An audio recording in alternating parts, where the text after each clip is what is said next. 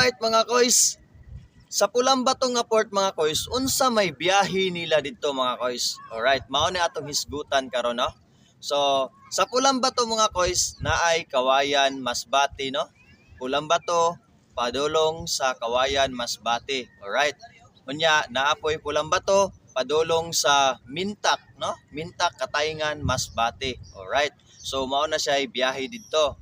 Naapoy Pulang Bato padulong sa Palumpon, Leyte.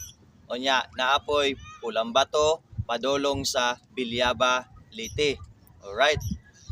Unya naapoy light ferry dito. Mubiyahe na siya Pulang Bato padulong sa Matnog, Sorsogon. Alright. So maura to ang mga biyahe diri mga koys no, sa Pulang Bato Port. Alright. So akong usbon mga koys, Kawayan, Masbate, Katayngan, Mintak, Katayngan, Masbate, Palumpon, Leyte, Bilyaba, Leyte, og ang last kay ang Matnog, Sorsogon. Maura na siya ang biyahe diri sa Pulang Bato nga port. Alright.